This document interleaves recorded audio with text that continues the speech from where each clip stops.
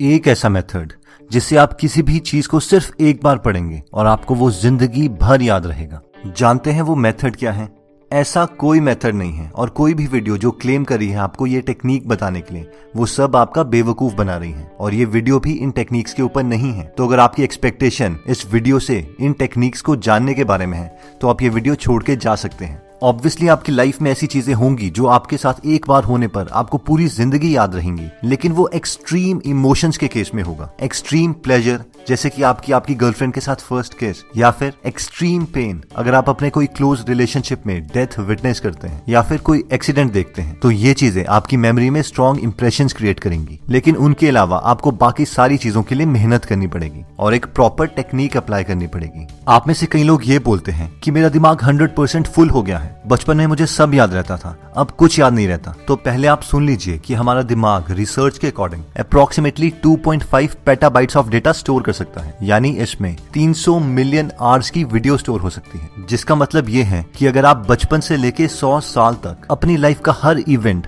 एक वीडियो में रिकॉर्ड कर दो, तो भी आप अपने 100th बर्थडे में अपनी मेमोरी का सिर्फ 33% यूज कर पाओगे। यानी प्रॉब्लम तो हमारे ब्रेन में बिल्कुल नहीं है, प्रॉब्लम यह है कि हम अपने दिमाग में डेटा अपलोड कैसे कर सकते हैं। तो हम आज आपको एक टेक्निक बताएंगे जो कि 4 स्टेप प्रोसेस है: activate, learn, retain and reproduce. तो आइए इन चारों को थोड़ा डिटेल में देखते हैं।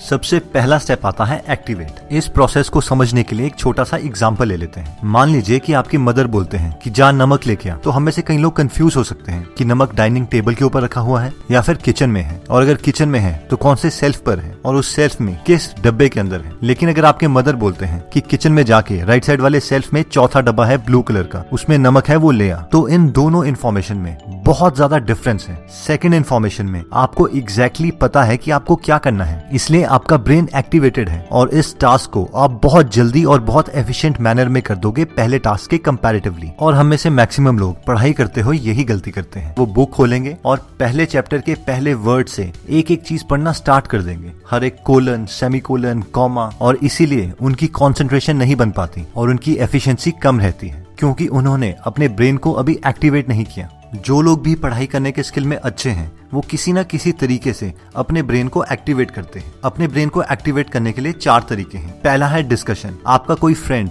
जिसने पहले से वो टॉपिक पढ़ा है, उससे एक बार उस टॉपिक का ओवरव्यू ले लो ताकि आपको पता चल जाए कि उस टॉपिक में है क्या और आपके दिमाग में क्वेश्चंस अराइज हो जाए। सेकंड आता है सर्वे। आप चैप्टर खोल के सबसे पहले हर टॉपिक की हेडिंग पढ़ लेते हैं ताकि एक ओवरव्यू क्रिएट हो जाए। थर्ड आता है यूट्यूब वीडियो। कोई 10 या 15 मिनट की वीडियो आप उस टॉपिक पर देख सकते हैं जिससे आपको उस टॉपिक के बारे में थोड़ा आइडिया हो जाए। और फाइनली फोर्थ आता है पिछले साल के क्वेश्चन पेपर। आप सिर्फ उस टॉपिक से रिलेटेड पिछले साल के क्वेश्चंस पढ़ते हैं और अपने दिमाग में उन क्वेश्चंस को पढ़ के एक ओवरव्यू क्रिएट करते हैं। अब दोस्तों, मैक्सिमम लोग गलती ये करते हैं कि एक बार चैप्टर का सर्वे करके वो सोचते हैं कि उनका दिमाग एक्टिवेट हो गया, जबकि उनका ब्रेन एक्चुअल में उस इन्फॉर्मेशन के लिए एक्टिवेट नहीं हुआ होता। इसके लिए बेस्ट मेथड ये है कि आप एक बार अपना मोबाइल, लैपटॉप और बुक बंद करके 10 मिनट के लिए हर चीज को रिकॉल कीजिए और वो क्वेश्चन लिखिए जो आपके ब्रेन में एक्टिवेट हुए हैं, क्योंकि अगर आपका ब्रेन एक्टिवेट नहीं होता है तो आप इस लर्निंग गेम में पहले ही पीछे रह चुके हैं। नेक्स्ट स्टेप आता है लर्न।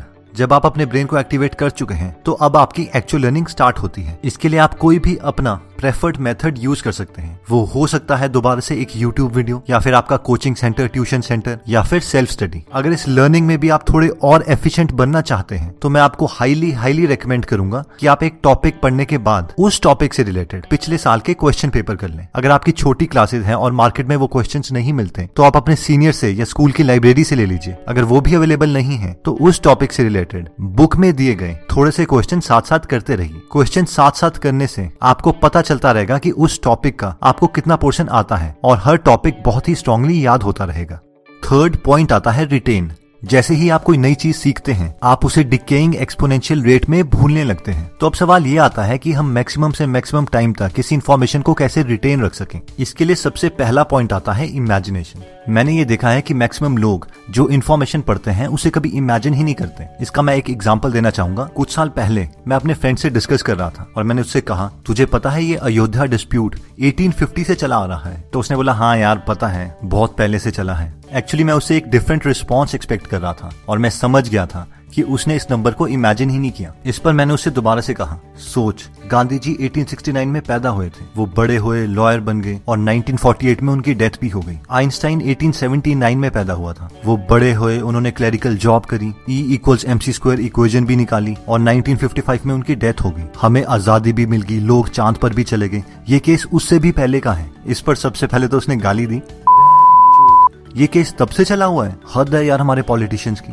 और फिर उसके बाद उसने काफी लंबी स्पीच दी। इन शॉर्ट मैं आपको ये बताना चाहता हूँ कि हम बहुत से केसेस में नंबर्स को, उस कॉन्सेप्ट को कभी इमेजिन ही नहीं करते, जिसकी वजह से हमारी मेमोरी में स्ट्रॉन्ग इंप्रेशंस बन ही नहीं पाते और हमें कुछ याद ही नहीं होता। आप कोई भी मेमोरी बुक पढ़ लो, उनमें जितनी भी टेक्निक्स दी हैं, उन सब टेक्निक्स के सिर्फ दो ही एसेंस हैं। पहला इमेजिनेशन और दूसरा एसोसिएशन, यानी किसी भी चीज को याद करने के लिए उस चीज के रिगार्डिंग इमेजिनेटिव स्टोरी बनाओ और उसको एग्जिस्टिंग नॉलेज के साथ एसोसिएट करो। वैसे इमेजिन करने के लिए बुक में काफी सारी टेक्निक्स दी होती हैं, लेकिन मुझे उन सब में से ये तीन बेस्ट लगती है, क्वांटिटी, साइज और स्टोरी। मान लीजिए आपको ये इन्फॉर्मेशन याद रखनी है कि ये मंदिर दीप चंद ने बनवाया था। इसे याद रखने का एक तरीका तो ये है कि आप इमेजिन कर सकते हैं उस मंदिर के अंदर एक दीपक है और एक चांद है, लेकिन अब इस इमेजिनेशन में आप दीपक का साइज बहुत बड़ा कर सकते हैं और चांद की क्वांटिटी ज्यादा कर सकते हैं। और फाइनली आप स्टोरी बना सकते हैं कि मंदिर में एक बहुत ही बड़ा दीपक है और आसमान से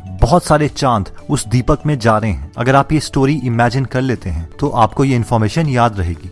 दोस्तों, इमेजिनेशन एक स्किल है और धीरे धीरे प्रैक्टिस से आपकी इमेजिनेशन बहुत इंप्रूव हो सकती है। इन्फॉर्मेशन को रिटेन करने का दूसरा तरीका आता है रिवीजन। मैं जानता हूँ ये आप सबको पता है, लेकिन रिसर्च बताती है कि आपको एक टॉपिक को याद रखने के लिए कम से कम 4 बार रिवीजन करनी पड़ेगी। एक तो इमीडिएटली टॉपिक पढ़ते ही, दूसरा 1 दिन के बाद, तीसरा 7 दिनों के बाद और चौथा 1 महीने के बाद। लेकिन ज्यादातर स्टूडेंट्स को प्रॉब्लम ये आती है कि इतना ज्यादा टाइम रिवीजन के लिए कहाँ से लेके आए। तो इसका भी एक सोल्यूशन है, हम अपना रेजिड्यू टाइम यूज कर सकते हैं, यानी वो छोटे छोटे टाइम स्लॉट्स जिसे हम यूजलेस समझ रहे होते हैं। फॉर एग्जाम्पल, आप अपने नोट्स की ऑडियो बना सकते हैं और ट्रैवलिंग करते हुए वो चीज सुन सकते हैं, क्योंकि वैसे भी आप गाने सुनते ही हैं, तो उसकी जगह खुद की रिकॉर्डेड ऑडियो सुन लीजिए। सेकंड तरीका कहता है कि आप अपने नोट्स की फोटोज अपने मोबाइल में रख सकते हैं और जब भी आप अपने फ्रेंड के साथ कैंटीन या कहीं कैफे में जाएं, तो वैसे भी सब मोबाइल में व्हाट्सएप करने लगे ही होते हैं, तो आप अपने मोबाइल में वो फोटोज को देख के अपने नोट्स रिवाइज कर सकते हैं। थर्ड बेस्ट तरीका आता है कि आप अपने फ्रेंड को वो कॉन्सेप्ट समझा सकते हैं। कोई भी आपका फ्रेंड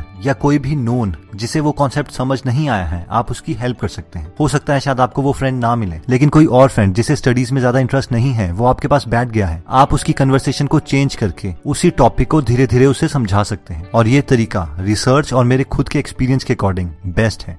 फाइनल स्टेप कहता है रिप्रोड्यूस। एग्जाम में तो देखो आपको तभी मार्क्स मिलेंगे जब आप सारी इन्फॉर्मेशन को रिप्रोड्यूस कर पाओगे। अब मैक्सिमम स्टूडेंट्स ये गलती करते हैं कि वो लर्न कर लेते हैं, उसे रिवाइज भी करते हैं, लेकिन उसे रिप्रोड्यूस कभी नहीं करते। इसीलिए हमें हर बार एग्जैक्टली वैसे ही तरीके से टेस्ट देने हैं जैसे हमें रियल सिचुएशन में पूछे जाएंगे। अगर आपके एग्जाम की डिमांड 2 घंटे में 120 क्वेश्चन सॉल्व करने की है, तो आप भी लाइब्रेरी में जाके 2 घंटे में 120 क्वेश्चन सॉल्व करेंगे और इसे बार बार प्रैक्टिस करेंगे। देखिए दोस्तों, कोई भी एग्जाम एक मोमेंटम में रह के क्लियर होता है। अगर आप बीच में कोई भी डिसकंटिन्यूटी बनाते हैं या वो डिसकंटिन्यूटी बन जाती है, चाहे आपके health wise, wealth wise, emotional instability की वजह से, तो उस एग्जाम को क्लियर करने के चांसेस बहुत कम हो जाते हैं। क्योंकि हमारी 125 करोड़ की आबादी है और यहाँ पर लोग मेहनत करने से नहीं डरते। इसीलिए हमेशा कोशिश कीजिए कि बीच में आपकी कंटिन्यूटी ना टूटे। तो दोस्तों, आज हमने अपने मेमोरी को इम्प्रूव करने के लिए एक टेक्निक पढ़ी जिसमें 4 स्टेप्स हैं। सबसे पहला स्टेप है एक्टिवेट। ये स्टेप कहता है कि मेन इन्फॉर्मेशन पढ़ने से पहले आप अपने ब्रेन को इस इन्फॉर्मेशन के रिगार्डिंग एक्टिवेट कर लीजिए, जिसके लिए आपको यूट्यूब वीडियो देख सकते हैं, उस चैप्टर की हेडलाइंस पढ़ सकते हैं, पुराने साल के क्वेश्चन पेपर देख सकते हैं, या आपका दोस्त जिसने वो टॉपिक पहले से पढ़ा है उससे उसका ओवरव्यू ले सकते हैं। ये कंफर्म करने के लिए कि आपका ब्रेन अभी एक्टिवेट हुआ है या नहीं, इसके लिए आप सारे सोर्सेज को बंद करके आपके ब्रेन में जितने भी क्वेश्चन हैं उसे एक पेपर पर लिख सकते हैं। नेक्स्ट स्टेप आता है लर्न। अब एक्चुअल में आप उस चीज को लर्न कर सकते हैं, कोई और अच्छी यूट्यूब वीडियो देख के, कोचिंग क्लास से, ट्यूशन से, या फिर सेल्फ स्टडी से। इस स्टेप को एफिशिएंट बनाने के लिए आप हर टॉपिक के बाद उस टॉपिक से रिलेटेड क्वेश्चन सॉल्व कर सकते हैं। थर्ड स्टेप आता है रिटेन, किसी भी चीज को रिटेन करने के लिए सबसे पहले आपको लर्निंग मोड में ही हर चीज को इमेजिन करना पड़ेगा। एक अच्छी इमेजिनेशन के लिए आप स्टोरी बना सकते हैं, उस स्टोरी में क्वांटिटी इंक्रीज कर सकते हैं, साइज इंक्रीज कर सकते हैं। और सेकंड आता है रिवीजन। आप टॉपिक को पढ़ते ही रिवीजन कर सकते हैं, 1 दिन के बाद, 7 दिन के बाद और 1 महीने के बाद 3 और रिवीजन कर सकते हैं। ये रिवीजन आप ज्यादा से ज्यादा अपने यूजलेस टाइम स्लॉट्स में कर सकते हैं, जैसे कि ट्रैवलिंग करते हुए, अपनी खुद की ऑडियो रिकॉर्ड करके और उसे बाद में सुन के, किसी और को पढ़ा के, या फिर कोई फोटो क्लिक करके उसे फ्री टाइम में देख के। फाइनली आता है रिप्रोड्यूस। अगर आपने जेन्युइनली अच्छे मार्क्स लेने हैं तो जिस तरीके का आपका एक्चुअल में टेस्ट होता है आपको उसी तरीके से टेस्ट देने की प्रैक्टिस करनी पड़ेगी, वरना सारी मेहनत बेकार जाएगी। दोस्तों कमेंट सेक्शन में आप बता सकते हैं कि आप नेक्स्ट वीडियो किस टॉपिक पर चाहते हैं, ताकि हमें भी फीडबैक मिले और उसी टॉपिक्स को हम कवर करें। इस चैनल को जरूर सब्सक्राइब कर लीजिए और बेल का बटन दबा दीजिए ताकि आप ऐसी नॉलेजेबल वीडियोस कभी मिस ना करें। और इस वीडियो को लाइक जरूर कीजिएगा ताकि हमारा कॉन्फिडेंस बढ़े।